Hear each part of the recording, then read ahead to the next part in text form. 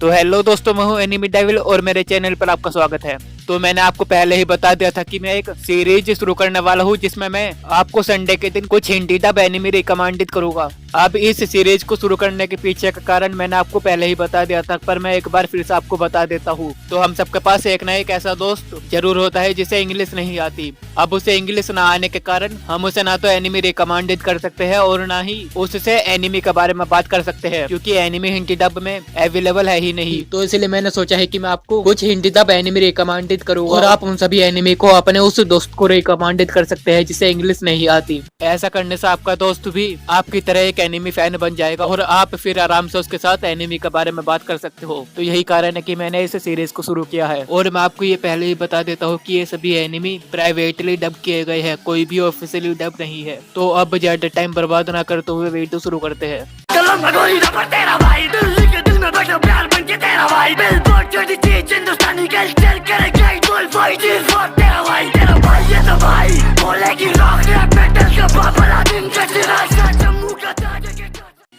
तो जो हमारे 5वें नंबर पर एनिमी है उसका नाम है कॉप्स पार्टी। ये एनिमी मिस्ट्री हॉरर और सुपर नेचुरल पर बेस है और इस एनिमी को माई एनिमी लिस्ट पर 6.67 आउट ऑफ 10 की रेटिंग मिली है। इस एनिमी का प्लॉट कुछ इस तरीके से है कि कुछ हाई स्कूल के स्टूडेंट होते हैं जो देर रात तक स्कूल में रुके होते हैं और ये लड़की कुछ तंत्र मंत्र काला जादू टाइप कुछ करती है, जिसकी वजह से सभी हाई स्कूल स्टूडेंट एक पुराने हॉन्टेड स्कूल में फंस जाते हैं जहाँ पर एक के बाद एक सभी का खून होता रहता है। अब बात करें इसकी हिंदी डब की तो टोटली इसके 4 एपिसोड है और चारों के चारों एपिसोड हिंदी डब में है और इसकी हिंदी डबिंग काफी ज्यादा अच्छी है।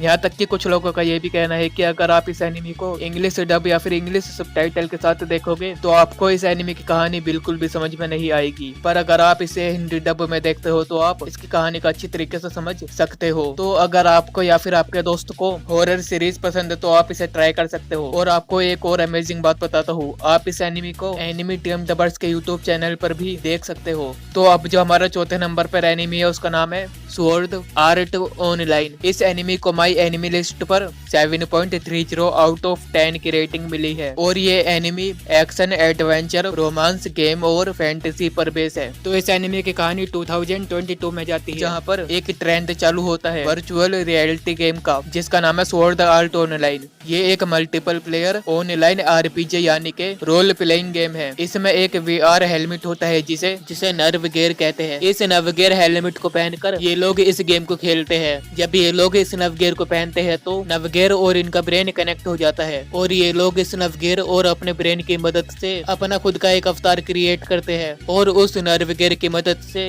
VR वर्ल्ड में चले जाते हैं। इस एनिमे की मेन स्टोरी तब रिवील होती है जब इस गेम का क्रिएटर यानी कि स्वॉर्ड आर्ट ऑनलाइन का क्रिएटर जिसका नाम होता है कायाबा अकीहिको, वो 10,000 प्लेयर्स यानी कि जो 10,000 प्लेयर्स इस गेम को खेलने के लिए लॉगिन हुए होते हैं वो इनका लॉगआउट का ऑप्शन ही हटा देता है और कहता है कि जब तक तुम इस गेम को कंप्लीट नहीं करोगे तब तक तुम इस गेम से बाहर नहीं निकल सकते और जो भी इस गेम में मर जाएगा वो रियलिटी में भी मर जाएगा। तो अब बात करें इसके हिंदी डब की तो इस एनिमी के 25 एपिसोड और 25 के 25 एपिसोड हिंदी डब में है और इसका सेकंड सीजन भी है जिसमें 24 एपिसोड है और उसके 24 के 24 एपिसोड हिंदी डब में है। तो आप इसके दोनों सीजन को हिंदी डब में देख सकते हो। मैंने भी इस एनिमी को बिल्कुल अभी देखना शुरू किया है और ये एनिमी बहुत ही ज्यादा अमेजिंग है। तो अगर आपने अभी तक ये एनिमी नहीं देखा है तो आप एक बार इस एनिमी को ट्राई जरूर करिएगा।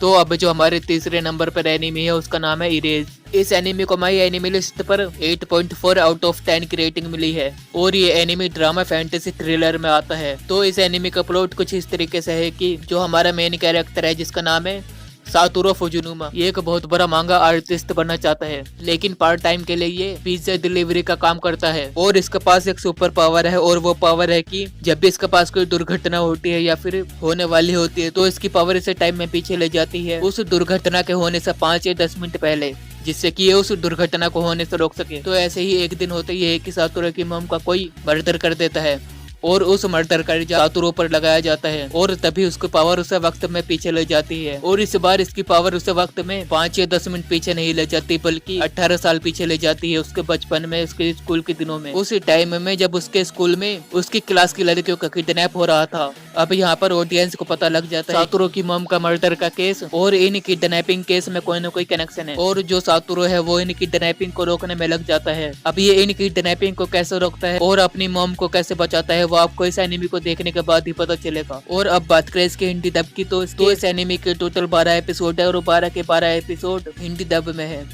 तो अब जो हमारे दूसरे नंबर पर एनिमी है वो है डेथ नोट एनिमी। इस एनिमी के बारे में मुझे आपको कुछ भी इन्फॉर्मेशन देने की जरूरत नहीं है, क्योंकि ये एनिमी पहले ही इंडिया में बहुत ही ज्यादा फेमस है और इस एनिमी को आपने भी एक ना एक बार जरूर देखा होगा। तो इसलिए मैं सीधा इसके हिंदी डब पर आता हूँ। तो इस एनिमी के टोटली 37 एपिसोड है और 37 एपिसोड में से आधे एपिसोड हिंदी डब में है और आधा एपिसोड हिंदी सबटाइटल में है। अब इसके कितने एपिसोड हिंदी डब में है वो मुझे नहीं पता, क्योंकि मैंने इस एनिमी को 7-8 महीने पहले हिंदी डब में देखा था। तो अब मुझे याद नहीं है कि इसके कितने एपिसोड हिंदी डब में है, पर मुझे इतना पता है कि इस एनिमी का हिंदी डब काफी ज्यादा अच्छा है। और आपका दोस्त जब इस एनिमी को एक बार देखना शुरू करेगा तो वो इस एनिमी को पूरा जरूर खत्म करेगा, फिर चाहे उसे हिंदी सबटाइटल के साथ ही इस एनिमी को क्यों नहीं देखना पड़े। तो अब जो हमारा पहले नंबर पर एनिमी है उसका नाम है द प्रॉमिस नेवरलैंड। इस एनिमी को माई एनिमी लिस्ट पर 8.7 आउट ऑफ 10 की रेटिंग मिली है और ये anime science fiction, mysterious, horror, physiological, thriller,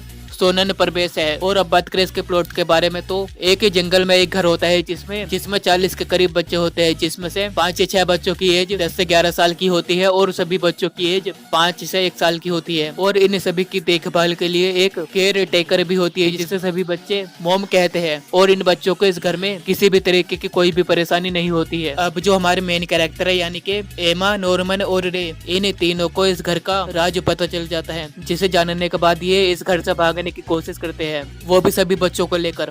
अब इस घर में जो इनकी केयर टेकर होती है वो इन्हें रोकने की कोशिश करती है और इस घर के बाहर एक जंगल है और जंगल के बाद एक बहुत ही ऊंची दीवार है। तो अब ये तीनों इस घर से क्यों भागने की कोशिश करते हैं और ये सभी बच्चों को लेकर भाग पाते हैं या फिर नहीं, वो आपको इस एनिमी के देखने के बाद ही पता चलेगा। और अब बात करें इसकी हिंदी डब की, तो टोटली इसके 12 एपिसोड है और इसके 12 के 12 एपिसोड हिंदी डब में है और इसकी हिंदी डबिंग काफी ज्यादा अच्छा है। यहाँ तक कि अभी तक की मैंने आपको जितने भी हिंदी डब एनिमी बताई है उन सभी में से इसकी डबिंग सबसे बेस्ट है और ये एनिमी मेरा फेवरेट एनिमी है। और मैं शर्त लगाकर कह सकता हूँ कि अगर आप इस एनिमी को देखेंगे तो आप भी इस एनिमी के फैन बन जाओगे। तो आप एक बार इस एनिमी को ट्राई जरूर करिएगा। और इसका सेकंड सीजन भी 7 जनवरी को आने वाला है। तो बस यही थे कुछ हिंदी डब एनिमी। तो बस इस वीडियो को यही खत्म करते हैं और अब मिलेगा अपने अगले वीडियो में। अगर वीडियो पसंद आई तो वीडियो को लाइक कर देना और अगर चैनल पर नए हो तो चैनल को सब्सक्राइब भी कर लेना। तो अब मिलेगा अपने अगले वीडियो में।